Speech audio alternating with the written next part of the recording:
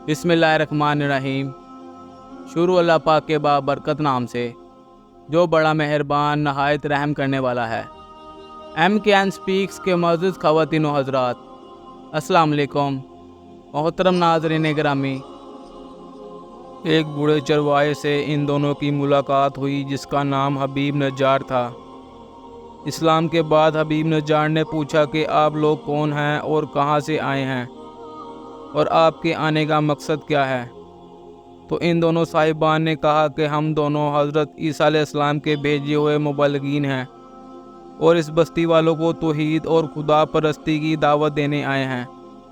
تو حبیب نجار نے کہا کہ آپ لوگوں کے پاس اس کی کوئی نشانی بھی ہے؟ تو ان دونوں نے کہا جی ہاں، ہم لوگ مریضوں اور اندھے کوڑے لوگوں کو اللہ کے حکم سے شفا دیتے ہیں۔ یہ ان دونوں لوگوں کی کرامت اور حضرت عیسیٰ علیہ السلام کا معجزہ تھا۔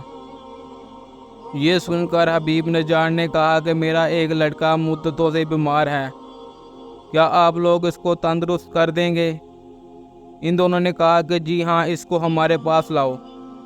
چنانچہ ان دونوں نے اس مریض لڑکے پر اپنا ہاتھ پھیر دیا اور وہ فوراً ہی تندرست ہو کر کھڑا ہو گیا۔ یہ خبر بجلی کی طرح سارے شہر میں پھیل گئی اور بہت سے مریض جمع ہو گئے اور سب شفا یاب بھی ہو گئے۔ اس شہر کا بادشاہ انتیخا نامی ایک بت پرست تھا۔ وہ ان دونوں کی زبان سے توحید کی دعوت سن کر مارے غصے کے آپے سے باہر ہو گیا اور اس نے دونوں کو گرفتار کر کے 100 کوڑے لگا کر جیل خانے میں قید کر دیا۔ اس کے بعد حضرت عیسیٰ علیہ السلام نے اپنے حواریوں کے سردار حضرت شمعون رضی اللہ تعالیٰ عنہ کو انتیخا بھیجا۔ آپ کسی طرح بادشاہ کے دربار میں پہنچ گئے اور بادشاہ سے کہا کہ آپ نے ہمارے 2 آدمیوں کو کوڑے لگا کر جیل خانے میں قید کر دیا ہے، کم سے کم آپ ان دونوں کی پوری بات تو سن لیتے۔ بادشاہ نے ان دونوں کو جیل خانے سے بلوا کر گفتگو شروع کی تو ان دونوں نے کہا کہ ہم یہی کہنے کے لیے یہاں آئے ہیں کہ تم لوگ ان بتوں کی عبادت کو چھوڑ کر خدا واحد کی عبادت کرو جس نے تم کو اور تمہارے بتوں کو بھی پیدا کیا ہے۔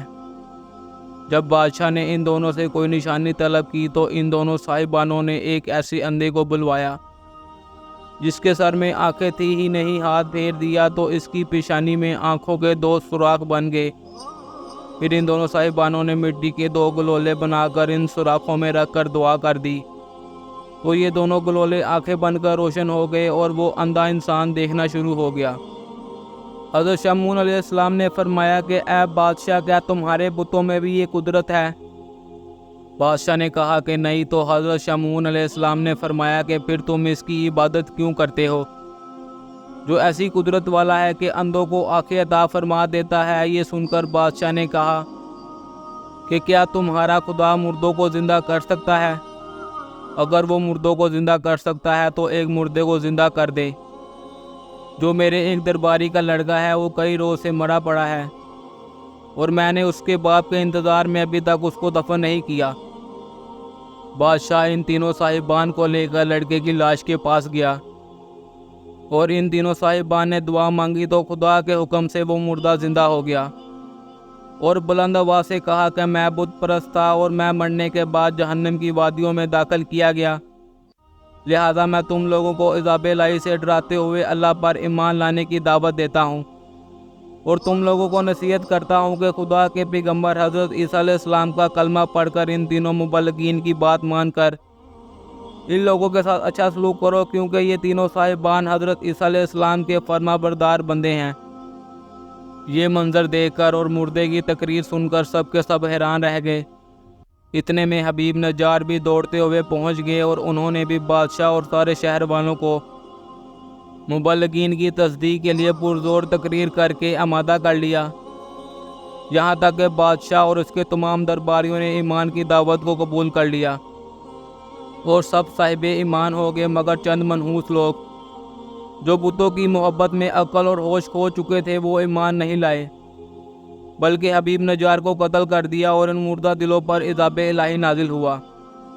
اس واقعے کو قرآن مجید نے اس طرح بیان فرمایا ہے، اور ان سے مثال بیان کرو اس شہر والوں کی جب ان کے پاس رسول آئے جب ہم نے ان کی طرف 2 بھیجے پھر انہوں نے ان کو جھٹلایا اور ہم نے تیسرے سے زور دیا۔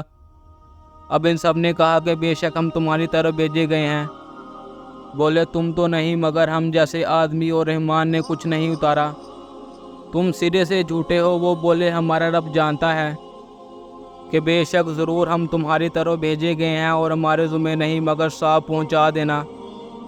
بولے ہم تمہیں منحوس سمجھتے ہیں، بے شک تم اگر باز نہ آئے تو ضرور ہم تمہیں سنسار کریں گے اور بے شک ہمارے ہاتھوں تم پر دکھ کی مار پڑے گی۔ انہوں نے فرمایا تمہاری نحوست تو تمہارے ہاتھ ہے، کیا اس پر بدقطع ہو کر تمہیں سمجھائیں گے، بلکہ تم حد سے بڑھنے والے لوگ ہو۔ اور شہر کے پرلے کنارے سے ایک مردہ دوڑتا آیا، بولا اے میری قوم، بھیجے ہوں کی پیروی کرو، ایسوں کی پیروی کرو جو تم سے کچھ اجر نہیں مانگتا اور وہ راہ پر ہیں۔ حضرت عیسیٰ علیہ السلام کے تینوں مبلغین کی سرگشت اور تبلیغ دین کی راہ میں ان حضرات کی دشواریاں اور قید و بند کے مصائب اور ہوش رب دھمکیوں کو دیکھ کر یہ سبق ملتا ہے کہ دین کی تبلیغ کرنے والوں کو بڑی بڑی مصیبتوں اور مشکلات کا سامنا کرنا پڑتا ہے، مگر جب آدمی اس راہ میں مستقل مزاج بن کر ثابت قدم رہتا ہے اور صبر و تحمل کے ساتھ اس دینی کام میں ڈٹا رہتا ہے تو اللہ تعالیٰ غیب سے اس کی کامیابی کا سامان پیدا فرما دیتا ہے۔ وہ ایک لمحے میں منکرین کے دلوں کو بدل دیتا ہے اور دلوں کی گمراہی دور فرما کر ہدایت کا نور بخش دیتا ہے۔